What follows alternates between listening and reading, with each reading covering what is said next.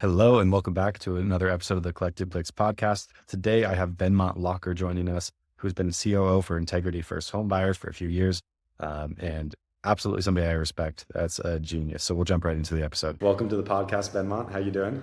Good, Brandon. Appreciate you having us. Looking forward to seeing what we could chat about today. Yeah, I'm actually really excited about this because here, let me tell you this. I think the entrepreneur far too often gets over glorified. And behind every great entrepreneur that produces something incredible is somebody like you that actually produces something incredible. And Well, that's thank you. yeah, I mean it like in the most sincere way that like great businesses have Benmont lockers in them, helping to make them great. It's a huge piece of it. And I feel like we have so much more to learn from the Benmont lockers of the world than we do from the entrepreneurs of the world in a lot of cases. So I'm Yeah, I excited to think talk to you. you're excited for it. I'm nervous for it because I think if you jammed every entrepreneur in here, right, they love the main stage, the limelight. And I think that's a testament to just what you're saying, right? Like there are people who thrive in a little bit of the less sexy and appealing aspects of the business where logic and the math has to math for it to make sense for me. But the value of that, right, in support of the entrepreneur and the vision, you compound those two things together and that's right, you're headed to the moon when that effectively synergizes. So yeah, takes Yeah. both. No, it takes both for sure. I'm ironically there's like EOS has like that test. Are you a visionary or are you an integrator? And ironically, I was like almost perfectly dead center on the scale, which I think means I'm not good at either of them. I just understand both of them. I can play both sides a little bit, but yeah, it's wild because like so much of the stuff that I say that to say that like I recognize the importance of like what you do, but you're better at what you do than I am. But it's all the stuff that's less interesting I think to a lot of people, but it makes it Yeah, I think the massive. awareness is obviously one, and then the transformational commitment to it is the other. You almost don't even have to get it. You just need somebody on your team that's going to focus on that. You believe in that path together because it gets bumpy for a period of time when, right, you focus on systematizing things. You do forego certain aspects of luxuries that naturally come with brute force or with just sheer work getting done. And then if you make sure that that exchange over time is the right thing, you end up with stability, predictability, repeatability. And frankly, I think that's where every visionary or CEO gets at some point in time, right? Like once hard work doesn't yield the right amount of results, the next best thing is to attach yourself or to figure out how to systematize your business. And from that literally comes like we call it porpoising revenue, right? Where it's like, hey, we do great. And then it's like, oh, we're out of business. And hey, we do great. It's like, right, how good would you sleep at night if you just could have a 10% incremental growth month over month over month and look, it's September now to November and know that you're at 40% of your revenue goal. Like that feels good. And then from that, right, the database decisions put us in a position where like the cultural impacts are phenomenal, right? Like we know that most entrepreneurs are slightly emotional and that can be either harnessed good emotion or negative, right? Like a great day in the office, let's string together a bunch of those, right? Like then it's like that vibe is great. An entrepreneur who feels pressure and wants to jump back in to fix everything, that is a uncomfortable place for an organization to be. So if you can get to the latter where it's like celebrating wins and protecting the mindset, which is unique, right? But it's like almost systematizing, operationalizing the culture, that's a really good place for an organization to be. Yeah, I'm 100% with you. So let's talk about you for people that don't know you, because I mean I'm coming at this from the standpoint of like you are one of the operators that I've met that I respect the most out of all people, and I consider you to be a genius. Ironically, when we first came together for this, you were basically like, I don't know how much I have to add. It's like that's hilarious because like, there's probably so many other people that are super excited to add all the like miniature value that they have. Meanwhile, you have all this value. So I know that about you, and we've worked together, for in a few different capacities, which has been awesome. And through that, I respect you a ton. But for people who don't know you, let's just talk track record, objective track record. Who are you? Where'd you come from? What are you doing? And what have been the results of what you've been doing? For sure. And one, thanks for the kind words. I think we're both on this podcast together today because of the mutual respect. And right, I admire a lot what you guys do, regardless of your position in your organization. Right, I have the respect and come from a marketing Even though I'm a background. founder. So it's okay. You're There's respect for founders. I've learned it's a obtained skill set of how to encourage these relationships. So no, I thank you for the kind words. I see it very similar. And I think that's what lands good people on podcasts like yours today. So yeah, my background, grew up in central Pennsylvania, came from really a startup world, and it started in family business. So right, if you want adversity in your life, work with your family and start something up. My dad and I started in the outdoor industry in, frankly, the early 2000s, 2005-ish, specifically hunting, fishing. We built out kind of what was like, say, redneck TJ Maxx. So if you liked hunting and fishing, we emulated the TJ Maxx model in a retail footprint and scaled that in 2 years. Had no idea really what operations was. Everything that my dad didn't want to do, which was sales, fell to the wayside of me, right? So I'm this young, late teens, early 20s kid, and was like, okay, I'll just pick up all of the pieces here that aren't sales related. And we were able to scale that business to 20 retail locations in 9 states in about a year and a half, and we sold it to a PE group. So I did all of the marketing responsibilities and all of the systems processes there, progressed to work with a PE group, and my office, like, I got dumped into a business that was in digital advertising, and they wanted to take this business and grow it from an e-com perspective. And I literally worked with like a software engineer, a bunch of programmers. The lead programmer had Asperger's, which, bless his heart. And we had this absolutely emotional, reckless guy who owned the company who would come in and just yell at these people, and like their heads would fall off. And then I was like, Josh, you can't like talk to these people like this. Like, we have to figure out how to communicate better, right? So then it was like, why don't I just come get the ideas from you over here in your little office, and then I'll walk back over here to my team, and effectively we'll devise a plan, and I'll communicate the way that's best suited for them, right? Fast forward 10 years, that's an integrator, right? Like of taking vision, translation to applicable, right, process, and then helping the team effectively execute. So I lived in that space for a while, and then it really was just in the startup space. I went through beverages and alcohol, spine implants, medical devices. So what happened there is I became commodity agnostic, and it was all of the same kind of thing. It was like, right, how do we take the strengths of an entrepreneur or the strengths of a startup business? How do we quickly stabilize it, scale it, and then go from there? And adversity became something that just was the norm for me. And right, it's not like, that's not probably a skill set most want to obtain, because it's like a challenging path every day for the most part. But what is learned with that is like, just, you can work hard and kind of get through anything. And a lot of it's a phase. So that led me to, a couple of relationships. Got into real estate about 7 years ago, worked with a construction company that was doing a bunch of fix and flips and building a big 170 some unit multifamily project at the time. And it was the same thing. It was like, we have a contractor flaw. We need to stabilize these projects, the GCs, all of the vendors, right? We have these visions. And it was like, okay, cool. Like, hey, I've got a pretty good track record at this point in time, right? I grew a $10 million business the first time. We launched a $4 million business and sold one. So it was like effectively hitting these, right, 6, 7, 8-figure businesses that were being built and sold, and went through that a couple of times. And when I went full time into real estate, that's really when I just embraced the position that I was in. I kind of quit being a consultant in this fractional position, joined forces with our organization and with Eric Brewer, Integrity First in central Pennsylvania. And we said, hey man, like, we've got a booming business here that's in the direct to seller real estate space. How can we actually take this thing to the next level, right? Eric's one of the most credible people in the industry. Been around at the time for 15 years doing it, was doing, 300 deals a year, which is pretty significant. And like, we both just saw the opportunity for more. And we sat down at that point in time and said, hey man, let's devise a plan for the next couple of years of how we will actually take some of your past experiences, some of his skill set, and map out a robust plan to execute on. And that's kind of what got us to where we are today.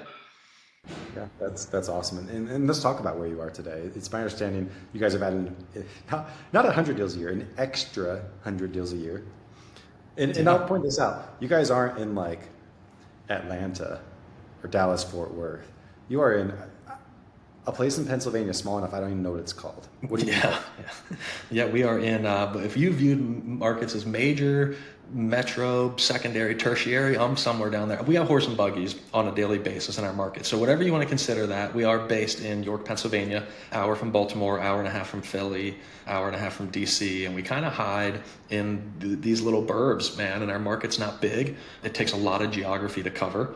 So Currently, day to day, right, we'll zoom out a little bit, is right, this direct to seller style business based in York, PA. We've got about 40 couple people on the team, mostly in office, which plays into probably a little more things of what we'll talk about today of how to effectively, right, build a culture and a team there. I think you can do it virtually. I think they're two totally different things. So, right, my skill set is in, right, effectively building that team in a building. Yeah, we were doing about 300 deals a year in that market, which is great. So we served an MSA of under 2 million people in total. I know where some people live and they could throw a baseball and hit 2 million people. So we drive about 90 miles in a radius to serve that. It's about 8 counties of people. And it would be a stretch to get to 2 million there. So yeah, the market is underwhelming. It is a small market, and I think that's a testament to what we have been able to do. And then that plan that you asked me about, the tangible, tactical outcomes of what we've been able to do is, yeah, we scaled into 7 to 8 more counties and added about 110 deals a year. So at a good year at a clip, we're pushing, mid 400s of deal flow currently in that same direct to seller space. So it's been a pretty significant increase in what we've been able to accomplish as a team. Yeah, that's wild. And that, not just that, but simultaneously, while the founder of the business is much less involved with the day-to-day operation. So, and that's all the synergy alignment. It was like, hey man, like one person can only impact so many people and so many deals, right?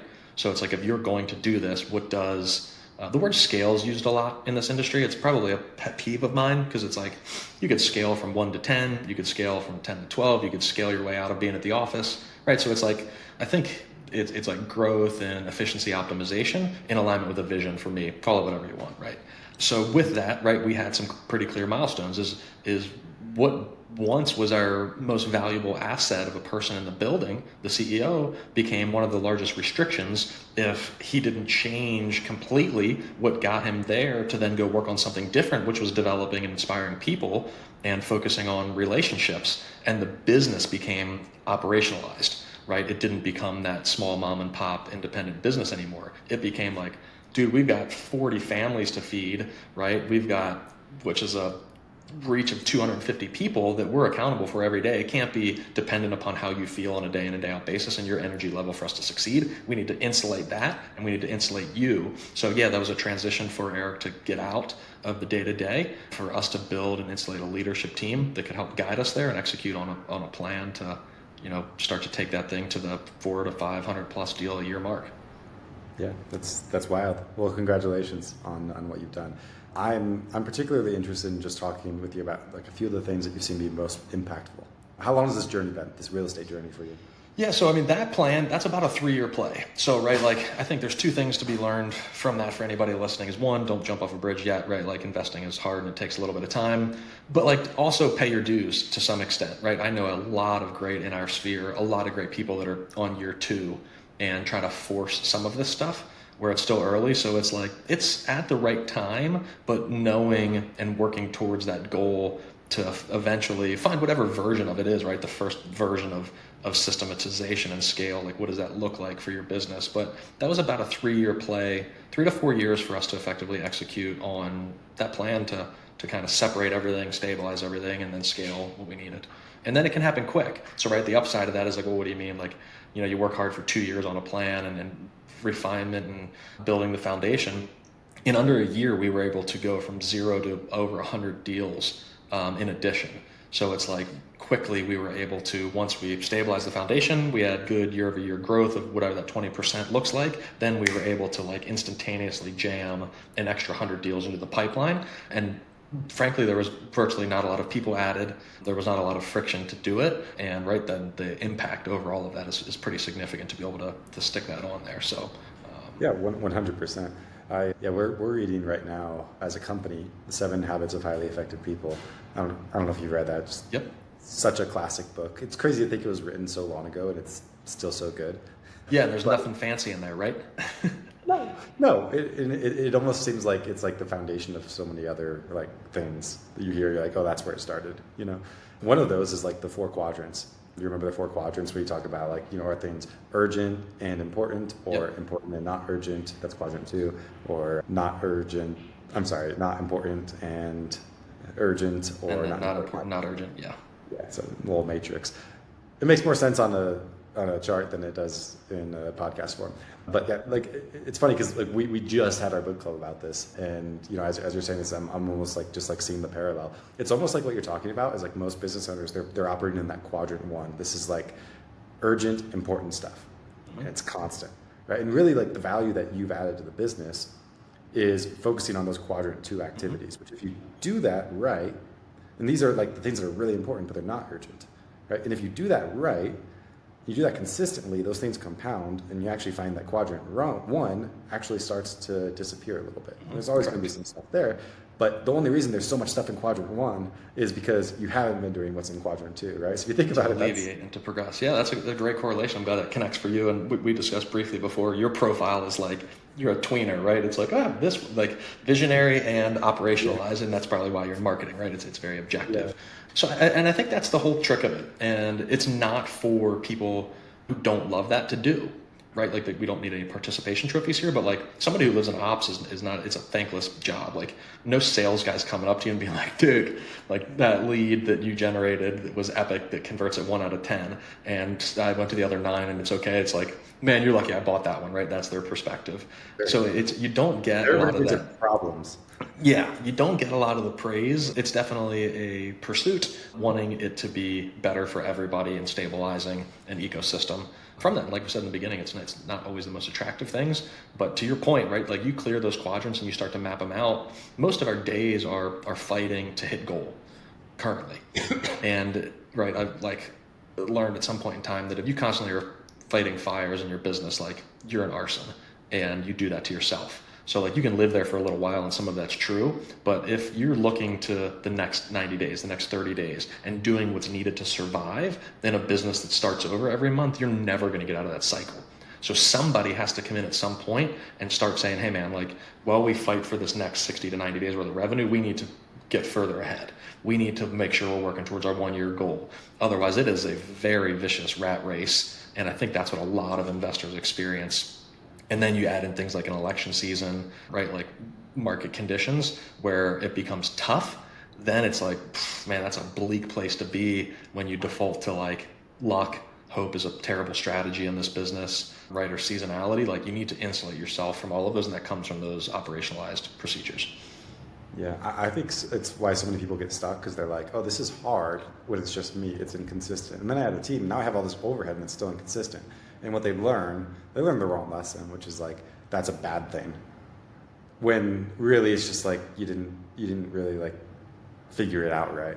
Because you can have a lot of consistency, be bigger and have I'm a risk averse person and I don't feel like my business is risky. Even though we have 35 employees because of it being somewhat operationalized. But I agree with you because like for me, I think we started in EOS implementation. This was the first like effort of operationalizing, like getting like, you know, integrator, so to speak, as they would call it, building out the EOS implementation. And we're talking with Sharper, which I think you guys worked with Sharper before. Yeah, for sure. And they're like, yeah, this is going to be like at least a year-long journey. I was like, what are you talking about? Like, it'll be like a quarter. Because you're just like, it doesn't seem that hard. And it's been about 2 years now. And I look at it like similarly. Like I think at the same time that you guys have gone through some of this journey, like we've gone through some of this journey, and still are like, you never like finish. No, right? Never. But yeah, I think that's the interesting piece. Is this transformational shift in your perspective of what it is, right? Like It's never done at that point. It's just continuous improvement is what it becomes. Yeah, and it's the weirdest feeling because I look back on the last 2 years. Like on one hand, I'm like, had I known it would be this hard and it would take this long to get to where we are right now, and you try to sell that to me then, so like, hey, we're going to do all this stuff, and this is how much money it's going to cost, and this is how hard it's going to be, and it's going to take this long. Like that's the dumbest thing ever. But at the same time, looking back on it, I'm like, that was so worth it. You know, and it brings the business to a whole different level. So I hear some of the things you're saying. What I'm curious to hear from your side is like in hindsight, like what were the things? Let me give you a scenario. Let's just say you're jumping into another business right now, right? Same kind of business. It looks just like the business that you jumped into 3 years ago. But now you have a chance to do this again. And you're building out your plan of the next 3 years. What are the key things that are going to happen? And how am I going to do those in a way that like that makes it so I don't end up making the same dumb mistakes I did the first time, and just gets to the things that matter the most, the quickest for us to achieve the results we're looking for. What would that 3-year plan look like? Yeah, that's a really great question, and very timely enough, right? We're rolling out a partner program plan where we actually want to work towards our BHAG and create, the math took us to 31 partnerships. And we said, like, hey, what do these partnerships look like? And it's kind of that question that you asked. It's taking everything that we knew that took however long at whatever cost and brain space and dollars, and now recreating that into a model.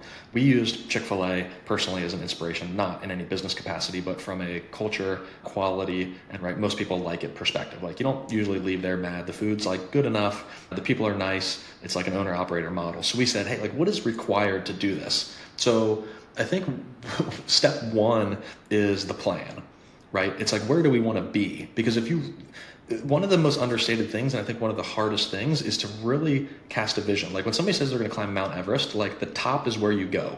If you wandered aimlessly around Mount Everest, like it's unlikely you're going to get to the top.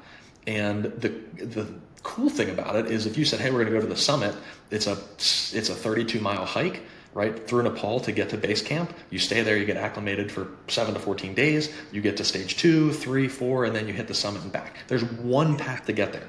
So if you don't have the path to your summit, for one, entrepreneurs often underestimate the level of clarity and distinction that a team needs. You could take somebody that's experienced, and me, I still would go back and make sure that we knew, like, what is important? Is it the hours? Is it the dates? Is it the time associated? Like, this year we want to get to X isn't good. It's like, right, by January 10th, we need to do Y and have 27 deals done at an average profit of $20,000. Like we need, as people and employees of an organization that are going to rally around this plan and this transformation, to be so clear that all we have to do is execute. So one is coming up with a plan. It's like, what is your Everest? How do you have the one and only clear path to get there? You may, right, slip, fall, navigate a little bit, and that stuff will happen. But without that, it is not just good enough to say, like, we want to build a big business. Like, I could tell you now, if anybody's BHAG is just to be better and bigger, like, it's not going to work. And it may not reside or resonate well with you and in your head that it is that level of detail needed, especially if you're going to hire operational people who are very objective. They need the level of specifics. So if it isn't hurting your brain as a CEO, like, you're not doing it right. So one is to come up with that plan. It's like, where are we going? The very clear plan. And then number two, and the most important thing that's applicable, I think, for our conversation today, is systematizing sales in respect to marketing. It's the greatest area of lost opportunity, and it's the greatest opportunity for improvement, creating deal flow, creating revenue, and a better return on your investment. And this is like the only place where sales and ops, like the rubber meets the road for us in a healthy and productive way, because you're always going to have a little bit of that rub. So one, clear plan. Two, get sales and ops together closely and cohesively as they possibly can. Like, you will have an immediate increase in conversions that leads to increased revenue. And as we know, in a scaling and growing phase, increased revenue is key, right? Profitability and revenue is going to supersede a lot of your growing pains to help you get there until you stabilize. Yeah, that's okay. So I heard two things: clear vision, and it sounds like for you, something that's been really beneficial is like learning how to get sales and ops to work well together. I want to dig into both of these. I feel like I'm in like an AA meeting or something. My name is Brandon, and I am It's horrible at casting to my team. So Hi, Brandon. yeah, hi Benmont. So like in something along the lines of what you just said, I've heard like 1,000 times. Mm-hmm. It's got to be clear. You got to like be able to see it and understand it and know what it is and know what it isn't and stuff like that. And then like, it's so hard for me to turn that into like, this is what we actually need. I'm so curious to hear from your perspective. Like, can you make this more tangible? Can you give examples of like maybe details that could be left out, that when those details are there, it makes it clearer? And for you as an operator, it makes it so like you can see it too. Yeah, 1,000%. So like a very timely example for us is I would say we do all measures a good job in our business. We have a 14,000 square foot office building. We serve our leads from 8 a.m. to 8 p.m. live, domestic sales, highly skilled people is important for us. And, you know, our CEO went by the office the other day and there was nobody there at like 7 p.m. So were the people working? Yes. Were they working from home? Yes. Do we have, you know, some VA coverage? Yes. So there was lead coverage equals subjectivity to interpretation of people there, which we had. We had a domestic skilled salesperson working from home and two VAs for overflow if needed. That was a massive misalignment to like the soft cost or the cultural vision that our CEO had, right? Like that is not the boiler room bustling sales office where he intended to have 3 people in this building at all points in time, right? With a energetic, collaborative, thriving environment. So we just left a quarterly planning session where redefined office hours, redefined the minimum level of personnel, what their roles had to be that looked like they needed to be attentive to what time in the offices, right? We shifted some meeting times a little bit earlier so that we didn't find ourselves getting our day started at 10 from 9:30 meetings, but rather to have more effective time to work in the business after those meetings. And that all came with that level of distinction. No one showed up late. No one showed up, right? Like, and it wasn't showing up. Everyone was there when the office opened. However, the meeting times pushed our effective like working time later than he wanted. No one wasn't answering the leads. Live answer was great. It didn't align with the cultural vision of those specific things. So all the way down to that minute level of clarity of like, what do you want it to look like? What does that mean very clearly? How many people is that you want in office, right? Do we want to have a pizza party every Friday night that the company pays for to celebrate our wins? Like it is all the way down to like some of those things which are the inconvenient aspects to work through. Profitability, right? We have a profit target.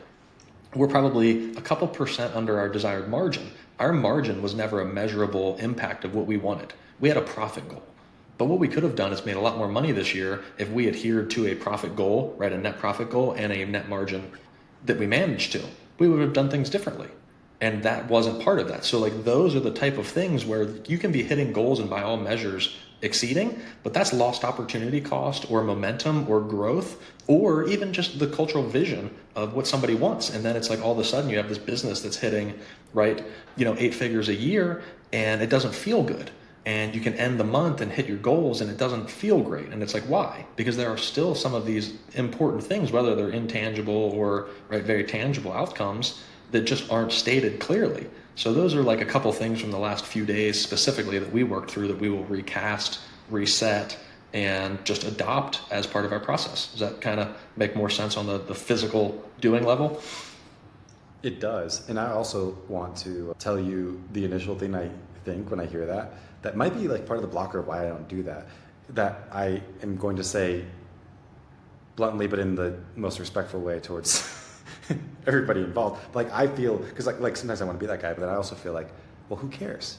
Who cares if the people are like as the, like, if I put myself in the shoes of the founder, it's like, well, if we found a way to hit our goals as a company, but we don't have people in the office at 7 p.m., who cares? And let's just say I care.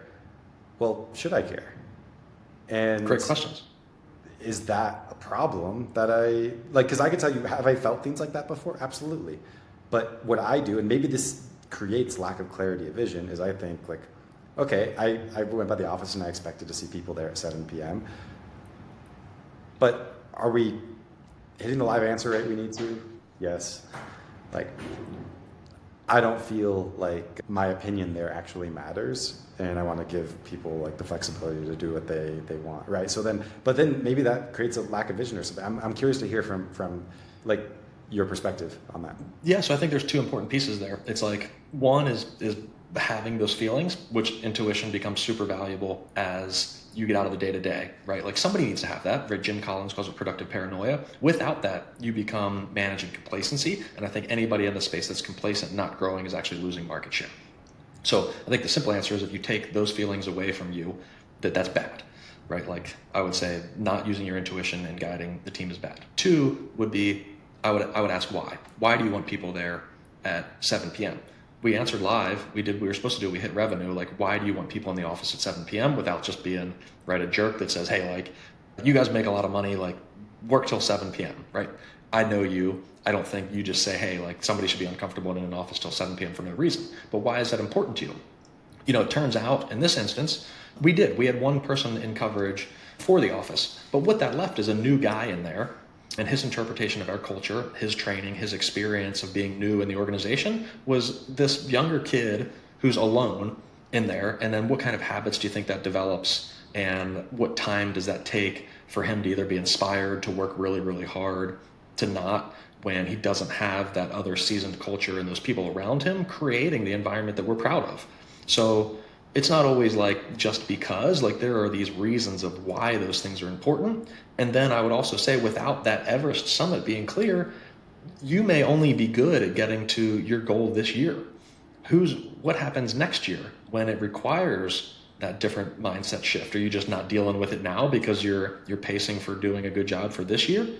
It's like, without that, we changed a core value of ours to play to win.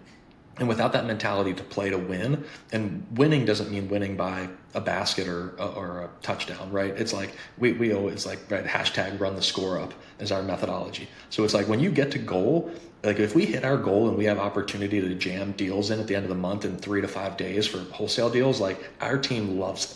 Like the best thing to do is get to 105% a goal and then just absolutely smash and go sell 3 more things this week and do it. And what that does then is that shifts everybody's expectations and belief system, because it's hard for the average employee to say that like you're going to get to 100 million when you're a $12 million company, right? Like that doesn't resonate well with a lot of people. What does is to go show them that month over month over month, we can increase our targets, we can have a good time doing it while working towards that goal. Like I don't want to be great at what we said is acceptable for today.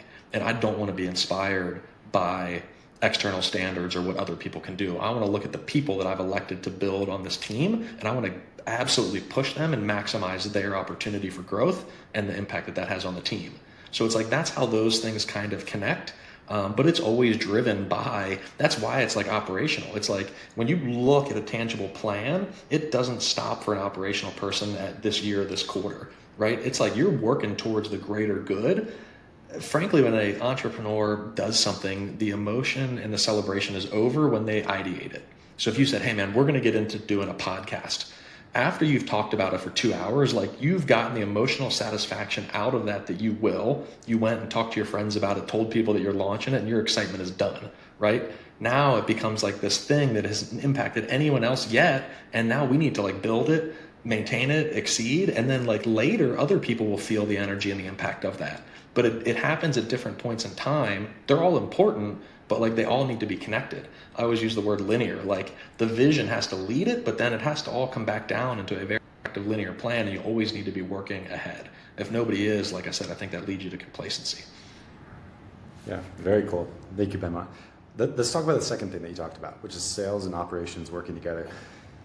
I can tell you from my perspective, it feels like most of the time when I bring on somebody who's like done a lot of really cool things in this business and I ask them about what's impactful, they always talk about like, well, sales says the leads are bad and you can't have that. It's like a common thread. And for a while I was like, oh, they're just saying that to me because like they know I'm like the guy who generates the leads, and they just think like he probably feels this way because, you know, every lead gen company ever is like, it's my clients that are the problem. They never close the leads, right? Because everybody likes to point the finger at something that they don't control, that's, you know, outside of, you know, within their company, right? So I always thought that maybe people just always say that to me because of who I am and because they assume that's what I think or what I feel. But it comes up enough that now I'm doubting that a little bit. I'm just thinking, maybe this is just a common thread of companies that are really successful in this space.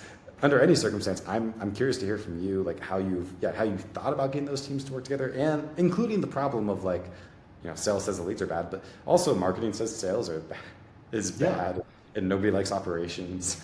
And like, there's a lot of like potential conflicts here, and I think the bigger those teams get, the harder that all gets. And you've done a great job of managing it, so I'm curious to hear from your perspective the lessons you learned there. Yeah, and I think it's like being that middleman, right? It's like the translator is like, I think a great word for operations is to respect both sides, make database decisions, and go from there, right? I'll give a couple of really brief examples that are applicable to our world. Like if you have a client that says, hey, Brandon, PPC sucks, like, right?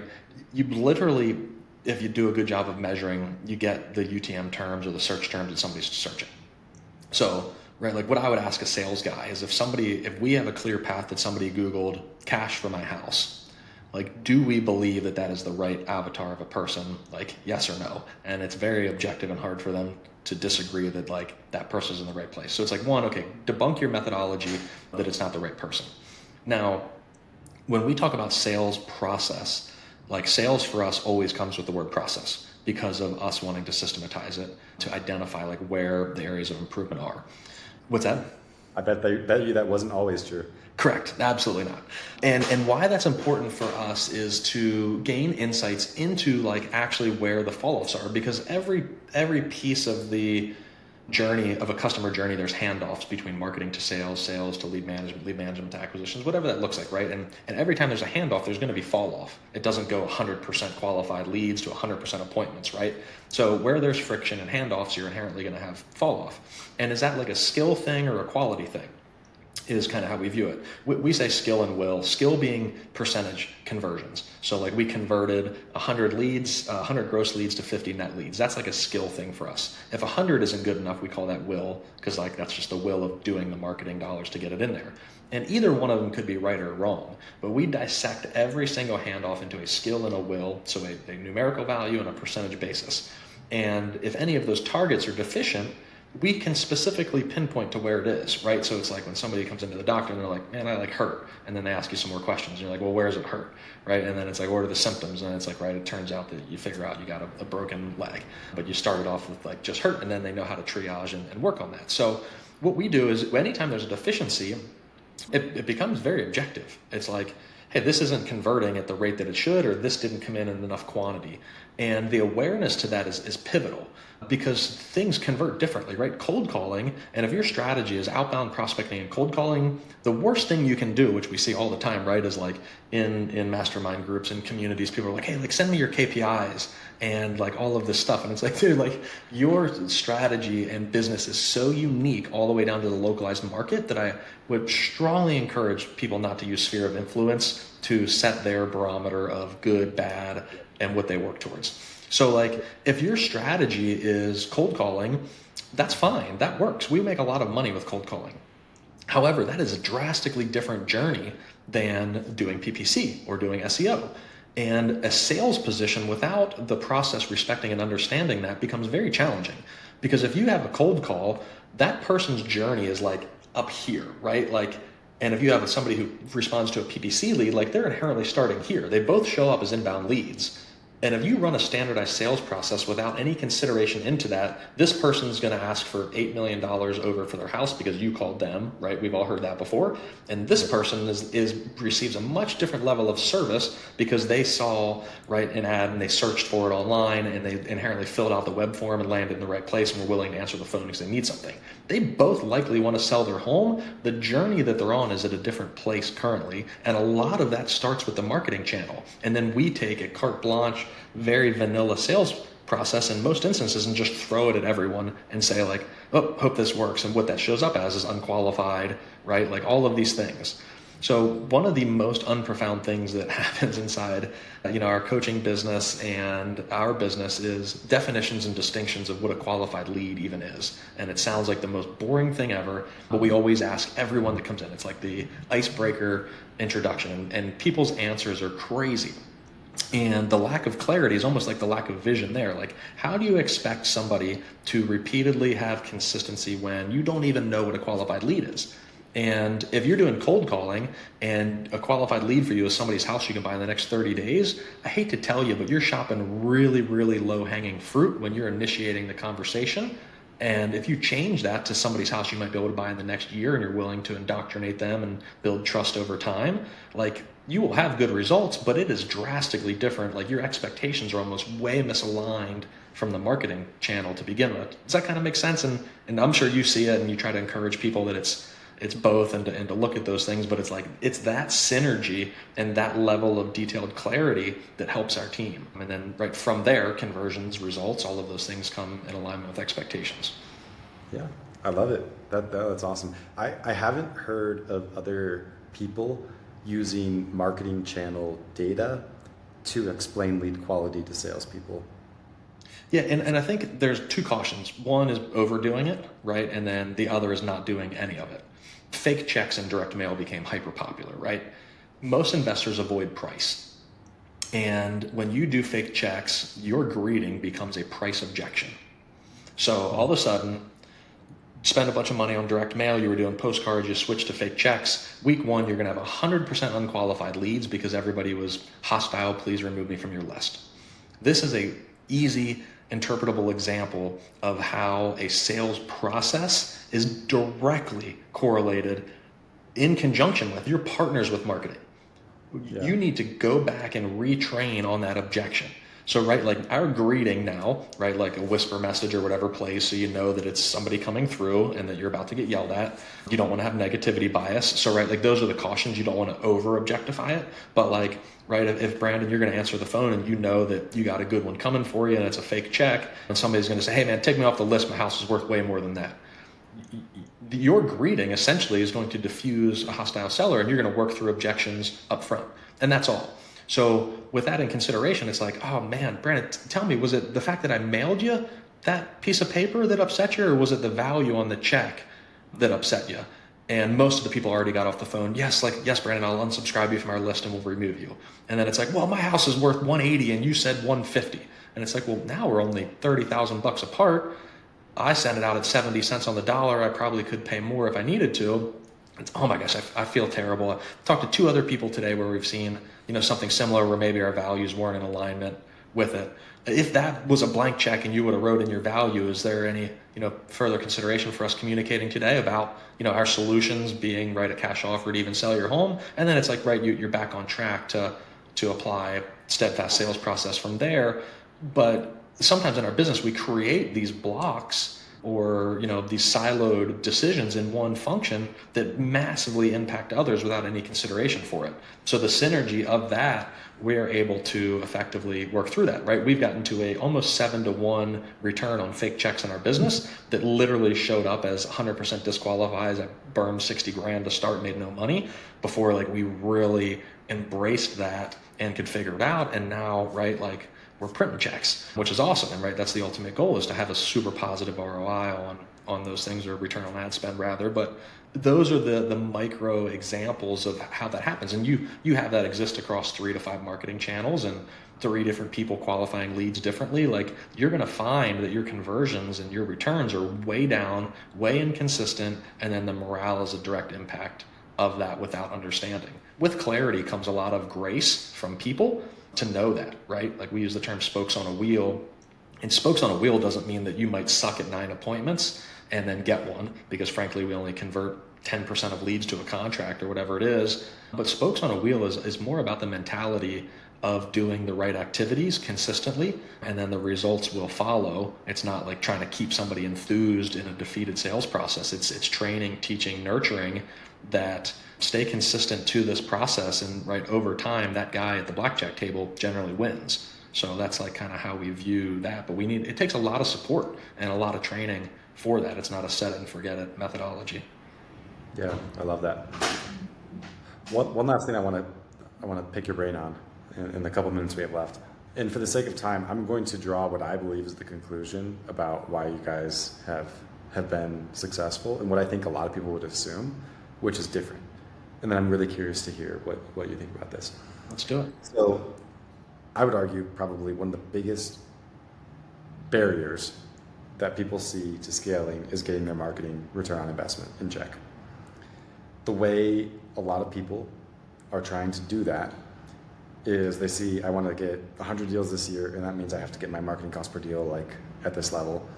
Versus on your side, you guys are in a really small market.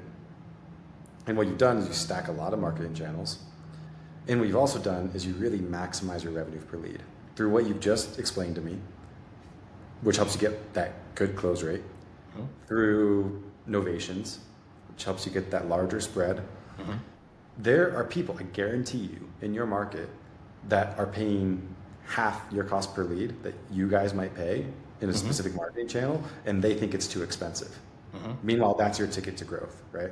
So I think like a lot of people assume like the way I'm going to get there is I lower my cost per deal, when really like if you look at a lot of the biggest businesses in this industry, believe it or not, sometimes they have higher cost per deal than you because they're running at a higher level of scale. For sure. But they built the foundational business operations that support that, and that's how they're able to grow. So true or not true?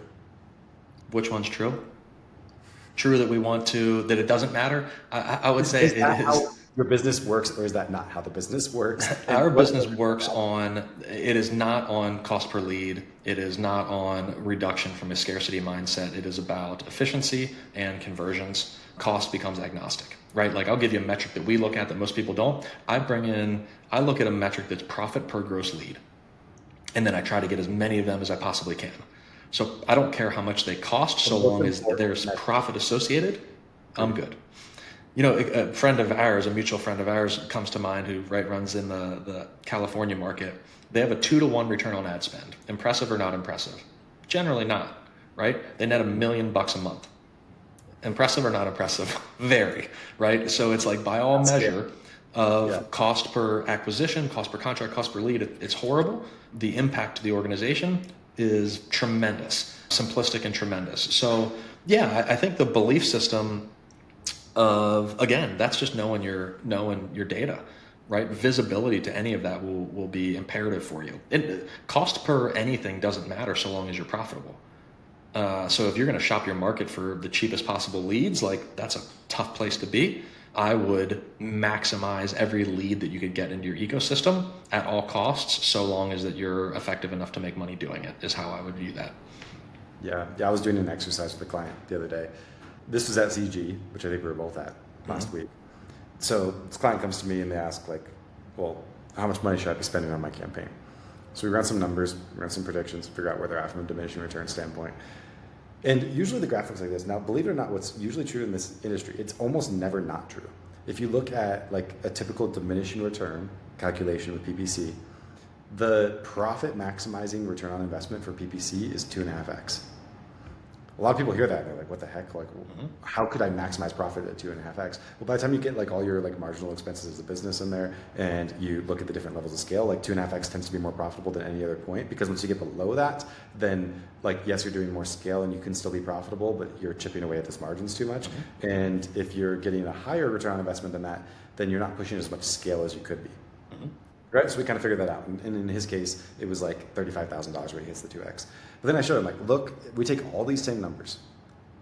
What would happen if we made your revenue per lead increase by 50%? So we increased the revenue per lead by 50%, right? Which means that we're doing a little better on closing. Maybe we move from like wholesale to novations as an exit strategy. Like there's lots of different ways that like you could get to, you could decrease the contract fallout. Like lots of different ways you can get there, or all of the above. So what happened to the profit maximizing budget? Well, it's still at 2.5x, but now we're hitting 2.5x at $75,000 a month in ad spend. Versus previously we were hitting 2.5x at $35,000 a month in ad spend. So like, you know, somewhat small change in the revenue per lead, or you could say it's a big change, actually does, it increases the amount of money you're making from each thing, but that also increases your buying power by marketing. And now like, so if you look at like, if you look at the business just from the standpoint of, if I increase my revenue per lead, or like you said, profit per lead, how much does that increase my profit? That's one thing, but the other thing you can look at is then how much more money can I spend on marketing because of that with the business model? Like, I think that's what people don't realize in terms of how companies scale. Yeah, and spending money on marketing seems like sometimes it's just like a budget. It's not. What spending money on marketing does is opens up the conversion funnel. The worst thing that you can do is get to 4 deals a month and one falls off and then you don't make money. Right? Like when you're make or break to one deal and subject to running that risky small line, you're almost better doing 8 deals a month, right? Increasing your revenue, like you said, in scale, not exponentially at a greater rate, but just in scale. It insulates you. It provides more stability, more consistency, because you're going to have uncontrollable things that happen. Again, if you're that minimum level of working from the top down to try to get cheapest leads, cheapest this, as little as possible that puts you in a position that you're subject to some risks that you can't control. So like, yeah, it's almost flip-flopping that entire methodology. And I think a lot of that is just due to a lack of data that people don't have, right? If you can see all of those things and know that, That's where objectifying sales becomes so fun, because salespeople love more, right? Like, you're not going to say, hey, what sales guy wouldn't want more appointments? They do. The hesitancy is spending the money and not being sure on what the return is, or if you have the infrastructure support that you're going to get it back. And frankly, that becomes one of the easiest things in a guy like you're in my position, where it's like, dude, we know we're slaying. Let's measure it on a weekly basis until it either diminishes or we know that we peak, and then we'll figure out something else. But like, push to those limits at all costs. And that's where growth comes from. Frankly, that's where the consistency comes from. That's where the increased deal flow comes from. And that's where a lot of those people miss in trying to scale and grow a business. Yeah, I love it. Absolutely. Benmont, you're awesome. Thank you for taking all the time that you've taken today. For everybody else listening, I hope that you've seen as much value from this episode as I have. And I will see you next week. Appreciate it, Brandon. Awesome, Benmont. That's a wrap. Thank you for your time. Cool. Hopefully that lands well somewhere in there. People to cast a clear vision and go hire a nerd.